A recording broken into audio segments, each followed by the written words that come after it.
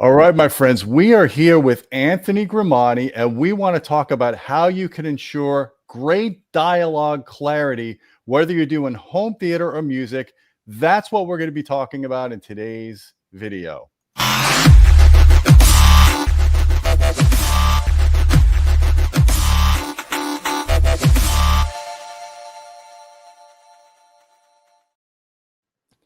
Hey folks, I'm Gene Delasella with Audioholics. How you doing, Anthony? It's always great to have you back on the channel.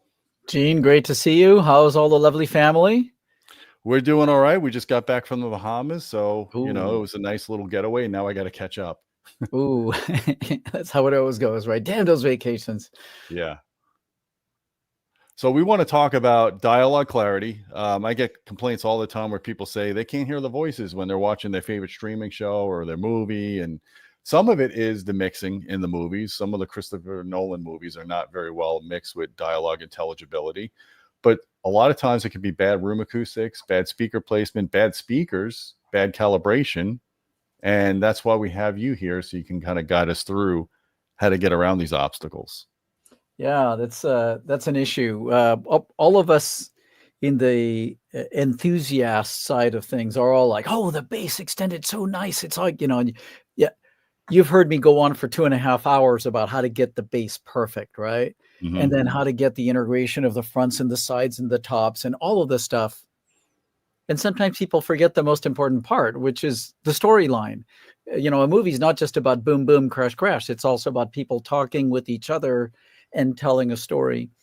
And it is stunning how sometimes clients, friends, people I know accept the fact that they turn on the subtitles to be able to watch or listen to a movie. And I got to tell you, if the director knew that what was going on, they'd get upset. A movie is supposed to be experienced, not read. They don't want you to read the movie. They want you to enjoy the movie. So I've delved into this quite a few times over the years, about like, what does it take to ultimately get to a point that the dialogue is as clear as listening to somebody talking in front of you, or as clear as the dialogue you hear in a film dubbing stage. That's the place where the mixes are finally done, or the main screening room at a studio where it's just clear and crisp and you understand everything. You never have to lean forward and strain to understand what's being said, unless it's in Hungarian, and I don't speak Hungarian. So I wanted to chat with you a little bit about some ideas on that. All righty. Well, we got a little slide presentation here. Did you want to go through some of this stuff? Sure. You know how much I love slide presentations. Of course. So today we're going to talk about dialogue clarity. So why worry about it? Because it's the storyline. And, like I said, effects and music are really fun, but you need to understand and hear what they're saying ultimately. And no, using subtitles isn't right. Is it a cheat? Whatever. It's not the way you're supposed to enjoy a movie.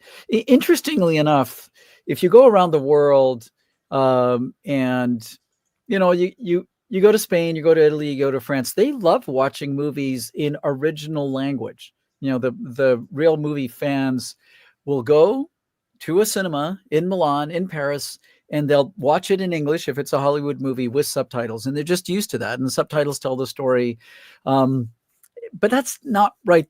Not quite the right way to do it. So we'll talk about how to avoid that syndrome. So here's a short list. There are other things, but here's a short list that I found over the years that does affect dialogue clarity. And you're right. Some movies are just mixed in a way where the director's like, I don't care about what they're saying. I just want boom, crash, boom, crash.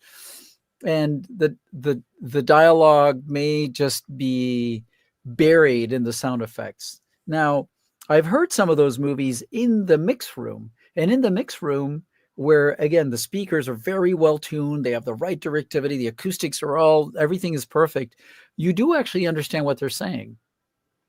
And then you take that film soundtrack, and sometimes the post-processing they do to it to turn it into a home video does affect it, but very often the other things that are below lead to the dialogue being starting off as maybe a bit challenging for those movies that are high action and dialogue is like a little secondary, to you add some problems in the speaker frequency response, either on and or off axis, or in the speaker placement, or the room acoustics, background noise, and calibration. Every one of those can ratchet down the clarity to a point where it's like, I don't know, man, turn on the subtitles.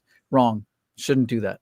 So we're just going to go over that. So it is true that on the program material, some film mixes are complex, where dialogue is buried in the sound effects and music, and it all sounded okay in the mix room.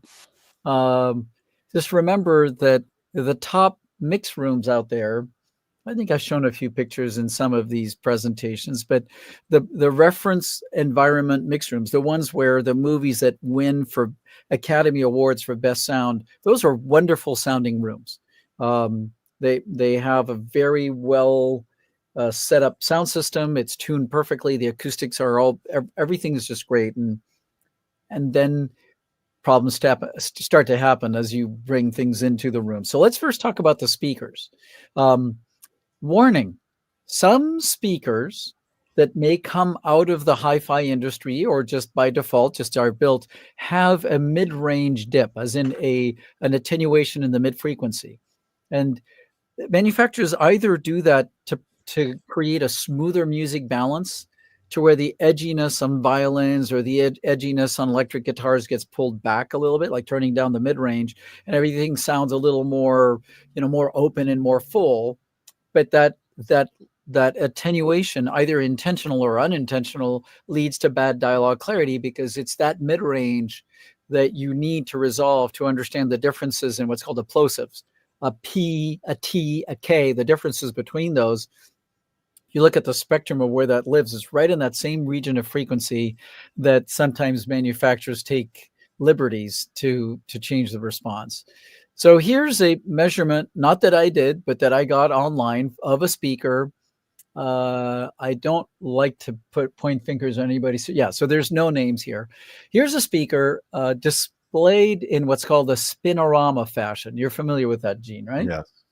So the term spinorama is sort of an affectionate term. It's a nickname for the fact that the speaker is measured on 70 different points as it's spun around the room. So you measure it on axis, and then you turn it 10 degrees, then you spin it in mid. So it's not a panorama, it's a spinorama.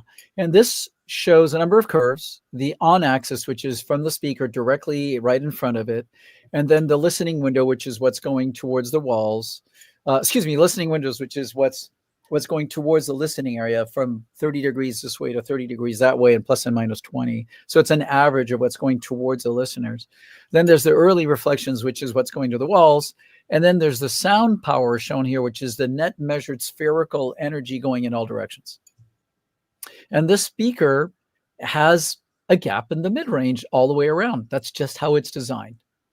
And you put up dialogue, especially in a movie where there's a lot of action scenes and a lot of stuff going on, you're going to be like, dude, I got to turn this up or else I can't understand what they're saying. And then you turn it up, and then there's a big action scene, and you're like, whoa, I'm going to turn it down. So you're living your entire 2 hours of the movie going up and down on the volume control. No bueno. That's Spanish for bad movie experience. So this is not uncommon. Now, you can sort of predict from looking at the average of this that this is going to be the estimated in-room response because of how the direct and reflected sounds are. And this is the zone of dialogue clarity. Sorry, let me go back. So this is a speaker that if you can find somebody having tested it online, there's 4 or 5 people out there that get speakers, they test them, they publish them. If you see this, I would stay away. Now, this is a speaker we make that's got very smooth, very flat response on axis and off axis. This is another speaker we make. We're not the only ones doing stuff like this, but this is what you want to look for, is speakers that have a really smooth response on the spinoramas, and in which both the on axis and the off axis responses look good. That means that speaker is going to radiate well to you sitting on like the middle seat and your friend sitting over there, but also it's going to light up the room with a really even response. What you're going to hear is nice and smooth. You're going to get better dialogue clarity from a speaker like that. Now, big warning. There's a lot of center speakers that are built with dual woofers and a tweeter. You've seen those, Gene, right? Oh yeah, MTM. Mid, tweet, and mid. It's There's actually worse offenses than that. There's ones with tweeters on opposite ends of the cabinet. oh, those are positively horrible. Yeah. So those are called a center speaker. And what's the majority of what's in the center channel in a movie? Dialogue. It's not the dialogue channel. Some people call it the dialogue channel. No, it's the channel that's in the middle of the screen. Well, that happens to be where actors are, and that's where you mix voices, but also maybe a loud sound effects, whatever's in the middle of the screen. And those speakers have a real problem, and here's why. They look like this, two woofers with a tweeter in the middle. And they tend to radiate in the room in the critical mid-range frequency. They tend to radiate out this way, which is instead of having a nice even bubble of sound going to all the seats, there's these lobes. This is called lobing in the science of this. And these lobes, looks like maybe leaves on a tree or something, but you could get to a condition where it sounds great right on axis, and you move over one seat to the right and you're in the mid-range dip at 2 kilohertz. So what you're actually listening to is a hole right where you need to have intelligibility. You're like, I don't understand what they're saying. So imagine this, and this is a true case. This actually happened to me very early on in my consulting career. Client was complaining that his wife couldn't stand being in the room with him because he always played it too loud, but he thought it was just fine. And it was like all this argument. We wrote an article actually that published, I forget in what magazine, called Venus and Mars in the Home Theater. Well, it turned out that he sat here. He would recline on the edge of the couch and she sat in the middle. And so he's turning it up to overcome the hole in the mid-range so he can hear it. And the wife is getting blasted by mid-range. She's like, I hate this. This is not a good way to make a center speaker. Yet a lot of people make them that way because folks don't complain. So let's see. How do you know that you're going to have this problem? Well, if you're lucky enough that somebody has actually tested this speaker and they can show you the off-axis responses, you're going to see, they won't show you what's called a polar response like this, but they'll show you that there's a mid-frequency dip off-axis. Don't use that. If you happen to have a speaker like this you already bought and you want to go, hey, is this doing it? It's really easy to hear. You play pink noise into the speaker, which is a test signal you can get online. You can get it from Room EQ Wizard, whatever. And then you just listen right on axis. You move off axis. You listen on axis. And if you hear the sound going, whoosh, you got a problem. And, change the speaker, do something. So next thing that's important is speaker placement. Let's say you have a good speaker that lights up the room evenly with good frequency response. I do want to say, once in a while I run into people go, I don't need no center speaker. I'll just do phantom center. It's like, there's a whole bunch of problems with doing that if you're not doing it very well. And if you're not sitting between your main speakers, basically. You got to sit right in the middle. Otherwise, one's getting to you slightly before the other, and you get these errors in response. I don't know, Gene, have you ever had a good result from just left and right speakers playing a movie soundtrack where the voice should have come out of a center and you just have just left and rights? I mean, yeah, I mean, if I'm sitting between the speakers in an acoustically controlled room and the speakers are properly time aligned, phase aligned, and they have the same frequency response, I get a very strong phantom center. People think the center channel's on, especially with music. Right. But if you sit a seat over or two, it collapses. So interesting thing, and we can talk about this later, is that even with a good phantom center, there is going to be a mid-frequency dip that comes from the interference of the sound that hits this ear and then hits the other one a very slightly later at a different phase.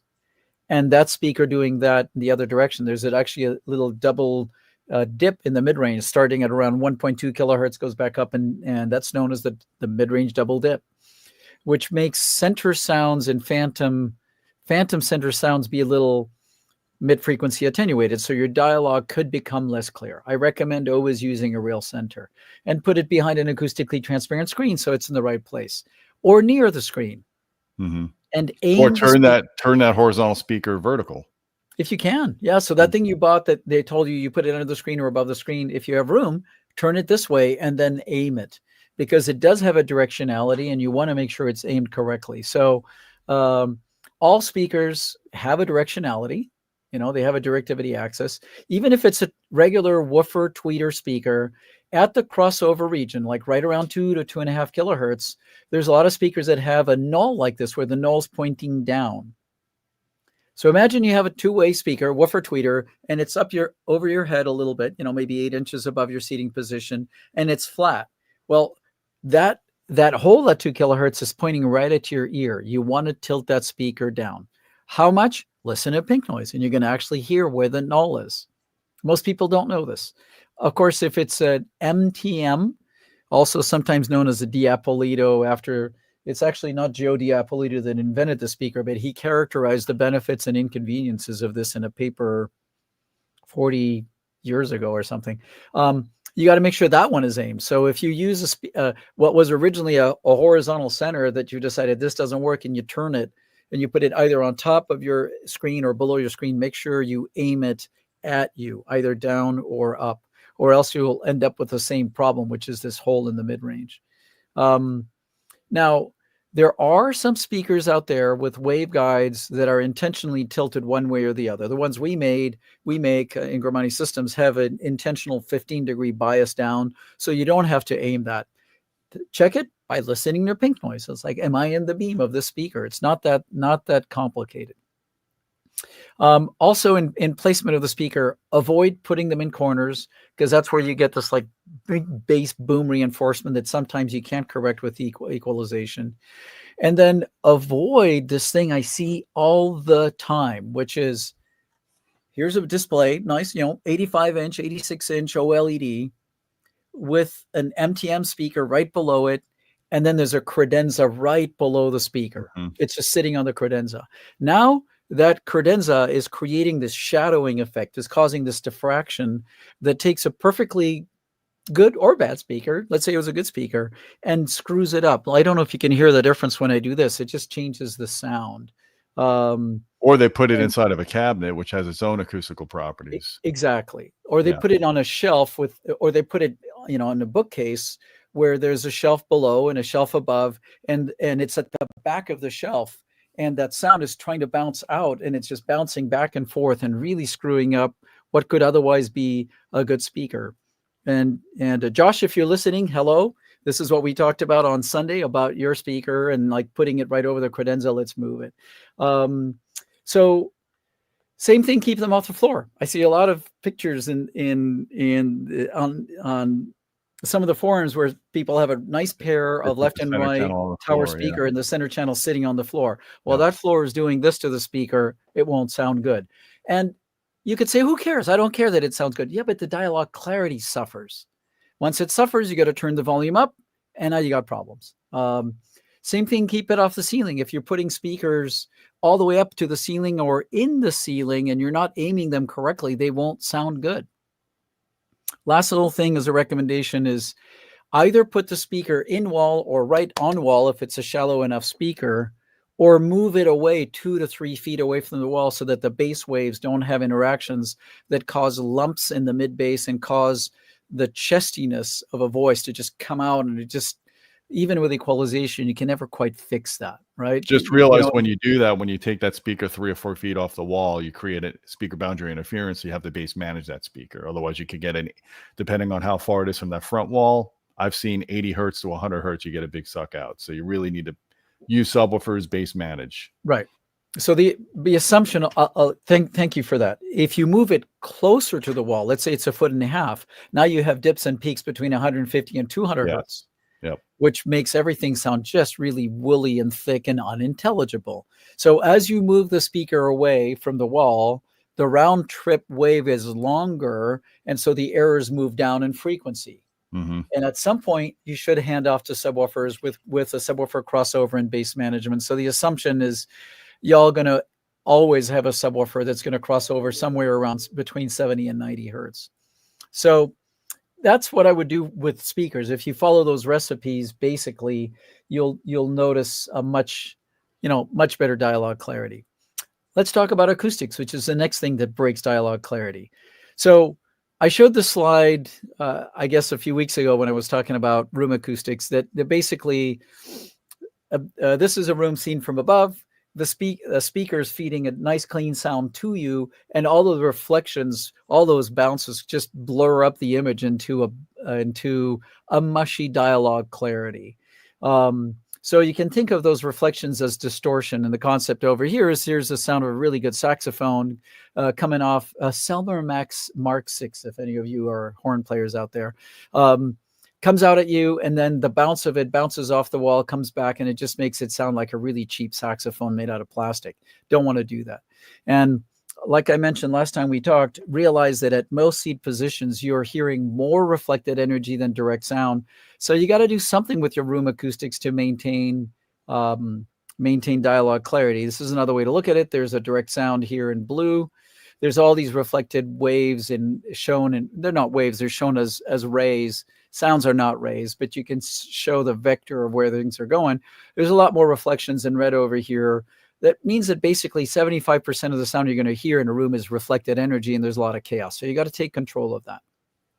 So ideally, if you actually were to look in the time domain at the sound that leaves the speaker and comes back to you, there is going to be a direct sound, and then there's going to be some reflections. And when you take control of it, it's a really smooth distribution. And I'm going to show you some measurements of that in a second.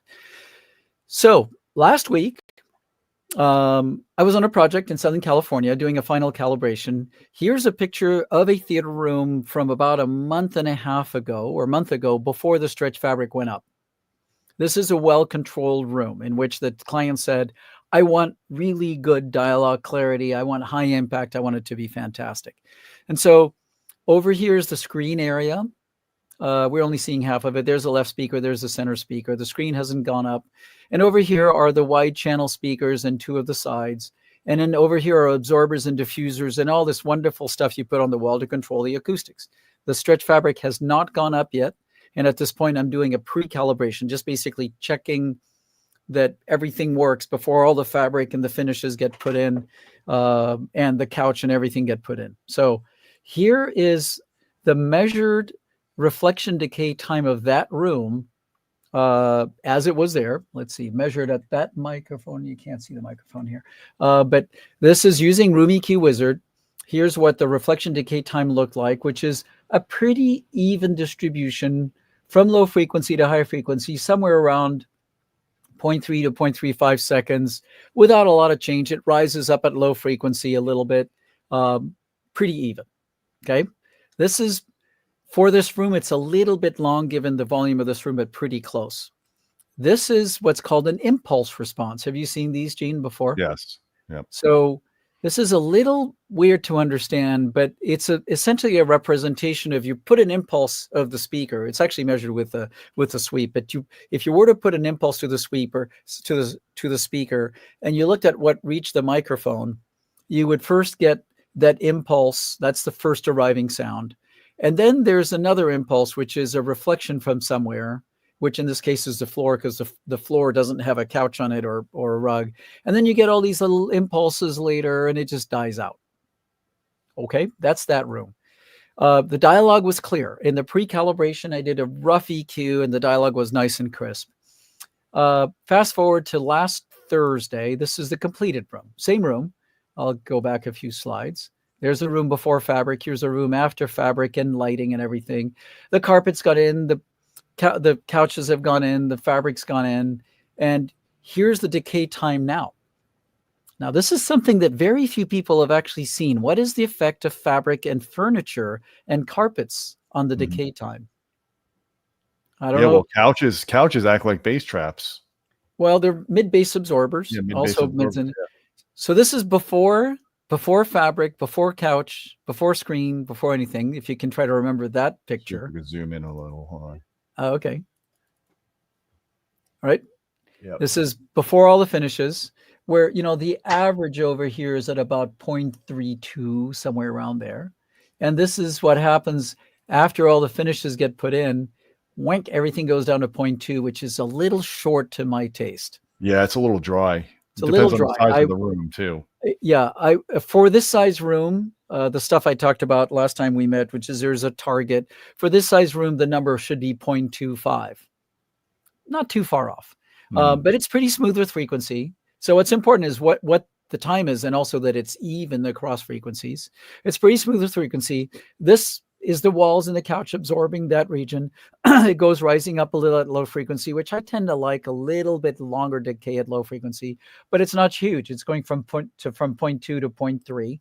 You're always going to have more decay at low F anyway, because the absorbers are not as effective down that low. Well, correct. You can put enough absorbers in the bass to lay that all flat. And in the end, you'll find that the bass, while it's tight and punchy, now you get into this personal thing, like do I like more or less brown sugar in my coffee than you do? I don't know. I tend to find that in those rooms in which that we do that, the decay time is really flat. They're very reference. There's like not enough warmth. So then you start turning up the bass a little bit to get the curve to overcome it. Really, you're turning everything up as opposed to the decay. It's a question of taste. Either way, it's pretty close, because that difference between 0.2 to 0.3 is not that big. Now, here's the impulse response of that room. So there's the initial sound.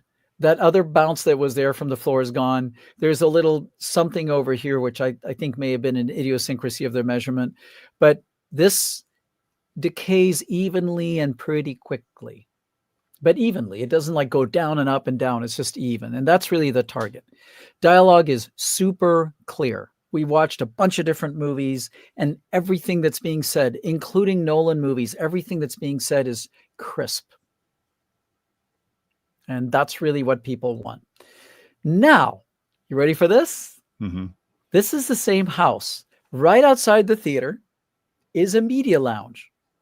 So the client goes, sometimes I want to go in the theater. Sometimes I just want to be in this lounge over here and entertain my friends. We have a beautiful view on the water. It depends on what we're doing. This is not acoustically treated. So this is the decay time of that space, right? I actually had to change the scale.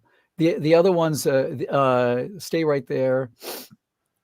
In these, the scale on here went up to 0.7 seconds. Yeah. On this one, you're almost the scale is, I had to raise it up to 1 second. So in this room, this is relatively common in these open rooms. The decay time is very mid-range driven. The decay time in the mid-range is almost 0.9 seconds.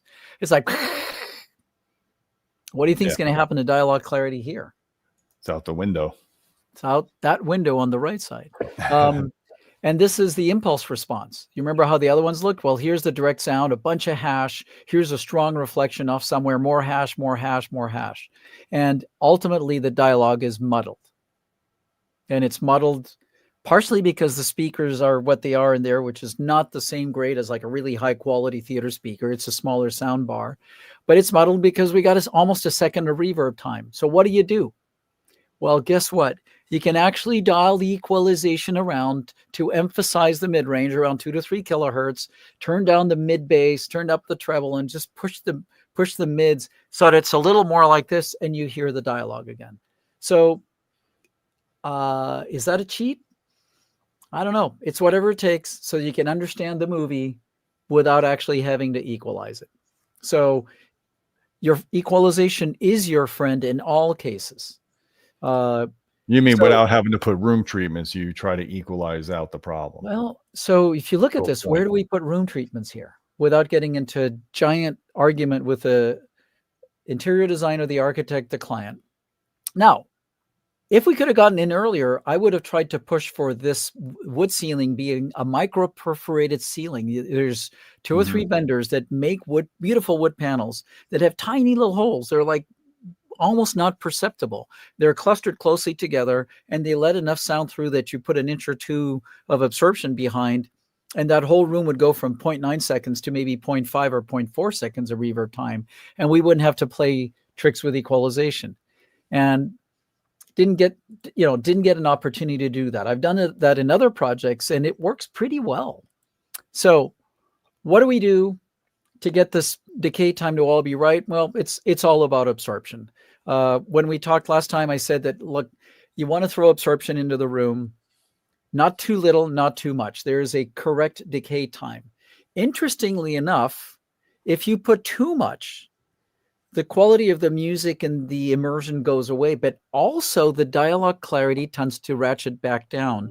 Dr. Floyd Toole did a bunch of research on this and cites a lot of other research. It shows that there is sort of this optimum where you want a little bit of room effect to support your perception of dialogue, not too little, not too much. And those these recommendations I gave last time, which is this crazy equation, gets you there. Ultimately, cover 15 to 20% of the wall surface with absorption.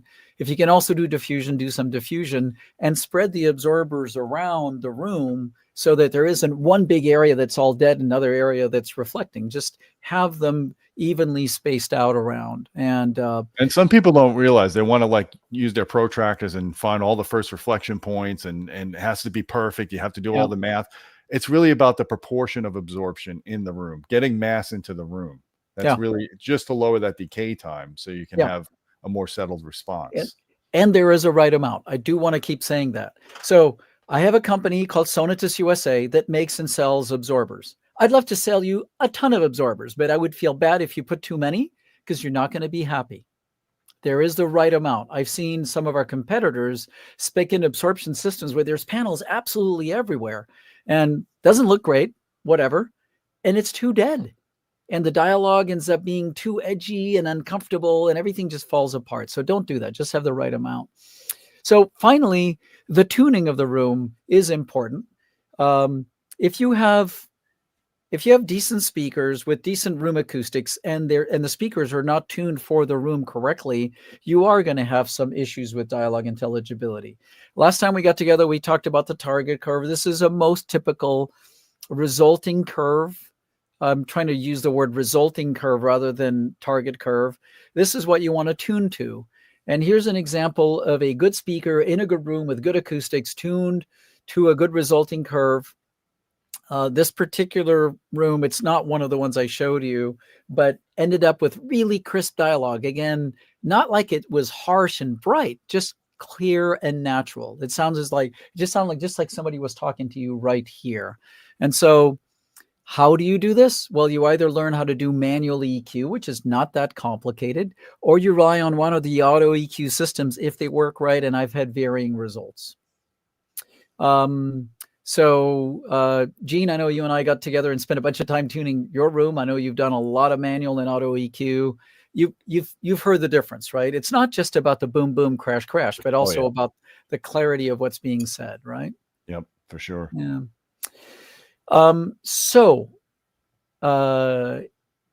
Just to kind of summarize in the beginning, I said, to get dialogue clarity, you got to start with a movie. If you start with a movie that's got easy dialogue, like Driving Miss Daisy, that will survive just about any degradation. You're starting with an action movie. You got to make sure you have good speakers that have a good smooth response and good distribution in the room. And then you want to make sure you place them correctly, where you're not screwing up the sound of the speaker with shelves and stuff like that. And then you want to have the right kind of treatments in the room, just the right amount of absorption. And then you want to tune the equalization or the frequency response of the speaker in the room to where it's smooth and sounds good. You do all that, you're going to be happy with the dialogue, and you'll never have to turn on those subtitles unless you're watching Hungarian movies and if you're not from Hungary. Someone had a question here about your products. Hey, Anthony, any idea when some of the Sonatus box will be back in stock? Like the Legato 12 and Big Diffuser in black.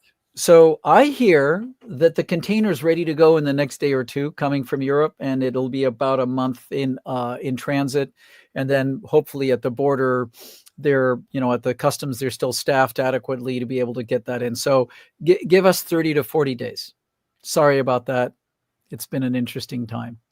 Cool. So speaking of which, those materials. So I do want to point out that absorbers come in different thicknesses. 1 inch is really not thick enough to do a good job. It really starts at 2 inches thick.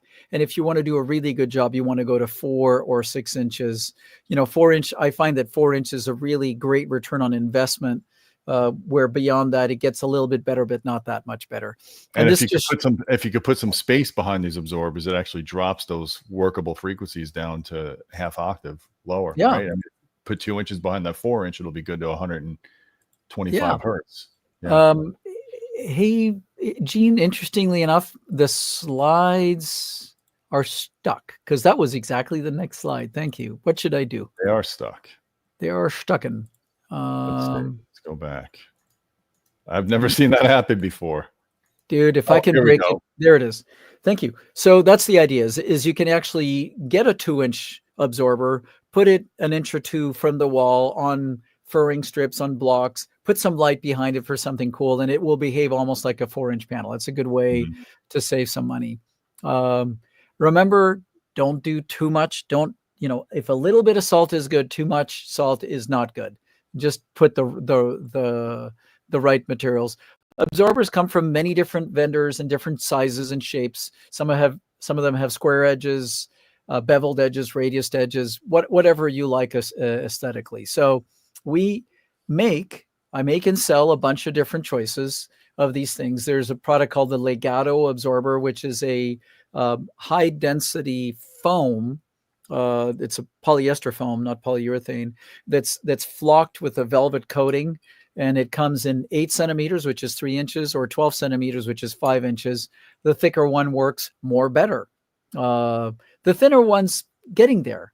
So this is a 3-inch absorber that works down to 250 hertz. It bends the rules a little bit because it's not just a frictional absorber. The coating of flocked layer on there works a little bit like a tympanic absorber, so it gets a little extra kick on the bottom half octave. And you can get them in any color as long as they're black, gray, or white. We also have this really cool kind of more edgy looking thing called a Wave X absorber that looks kind of like what? But when you put them on the wall and you line them up top to bottom, side by side, they have a pretty cool look if you want something that's way more modern looking. These things work down to 200 hertz. Honest and solid. I've got all the data to show that because they're actually pretty thick. They're 4 inches thick. We also have this much simpler and less expensive, just straight foam absorber without flocking that is dense polyester that's 8 centimeters thick and has this ribbed shape. We also have a 2x4 panel. Actually, it's 60 centimeters by 120 centimeters, which is about a half-inch shy of exact 2 foot by 4 foot. That's 6 centimeters thick that you can use really effectively as a cloud, as a thing you're hanging from your ceiling with a little bit of an air gap, and that's available in black or white. Now, for the mid-bass, which is important to treat, we also have a line of what we call deco absorber, which is the same type of absorber material, but it's got a wood panel on it that acts as a flexural absorber and gives it better low frequency response. So it works down to pretty good mid-bass and gets rid of that thickness and that bumpiness we talked about earlier in that round trip, also known as boundary effects. So it comes in different colors and styles. And you lay these things out in the room. If you go to the website, it shows a whole bunch of suggested layout schemes, but basically space these things out evenly in the room. Don't put too many, put them in the right place, and off you go. So there's a bunch of layout examples. And I'll have links in the video description if you guys want to check this out as well.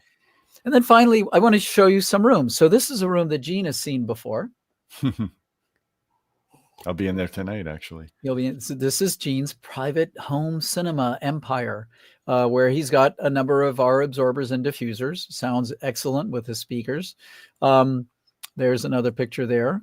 This is a different room, different listening room using our higher end solutions for treatments. This is another room. This is another room. I think I may have shown these last time, but there's a whole bunch of choices and layouts for how you do this stuff. And, without putting stretch fabric on the walls, it can look okay. There's no doubt that hiding this all behind stretch fabric is a smoother look. Remember that the stretch fabric is going to add some absorption a little bit because it's gapped away from the wall. So you may want to back off a little bit on the absorbers if you're doing stretch fabric. So summary, dialogue clarity is crucial for that cinematic event. You got to have the right speakers, the right placement and aiming, You want to treat the reflections just the right amount. You want to equalize the response and then enjoy. When you're done doing all that and you got clear dialogue and a great sounding room and all this stuff, stop messing around with your theater and start watching movies and listening to music. So Yep. if you guys are fascinated by all this stuff and you want to read some references, some books, there's some great stuff written out there. Here's a list. You can see it, just rewind or pause on the live stream later.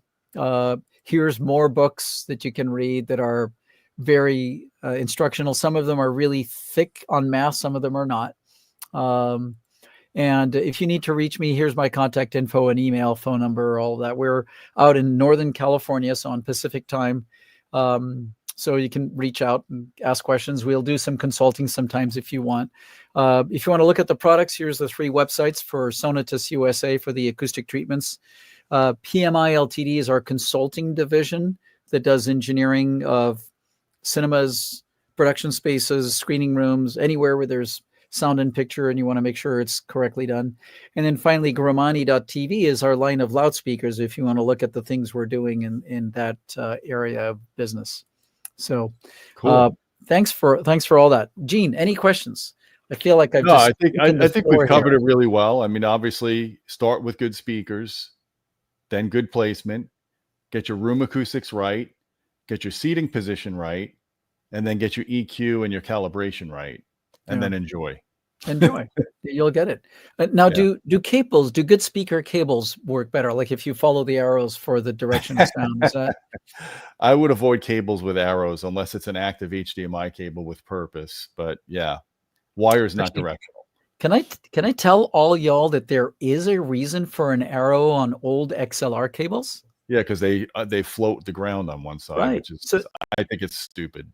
So personally. Normally on a balanced line, you want the shield drain, the thing that's actually running the shield to drain on one side only, because you don't want to connect the ground of the source device to the ground of the receive device. They may be on different potentials and start having a hum loop. And in properly done systems, the shield drain's connected on one side, and that arrow, you'll see this on really old cables. They don't do that anymore, but that arrow points to where it's draining. It's not the direction of sound. It's the direction that you're draining the signal on. But you see, I do a star ground configuration in my rack, so everything is at the same potential. That's the way it should be done. That's how I did it in telecom. That's how I did it in Raytheon when I worked at government defense. We had everything on a star ground system, and that's the way to do it. Solid wires, but it's not always practical in home cinemas and even studios. You should do it, but it's not always practical. So. Yeah. Well, Anthony, I appreciate you dropping the knowledge. Guys, if you like this video, please hit the thumb up, hit subscribe, check out the links in the video description for Anthony's services. Trust me, it's well worth it. If you want to get in touch with him, if you want to do a consultation, or if you want to get some room acoustic treatments, I enjoy having your products in my theater room. It made a world of difference. In fact, I have a video dropping in about 2 weeks, and I talk a lot about the acoustic treatments in my room. So you're going to enjoy seeing that. So guys, that's about it. And until next time, my friends, keep listening.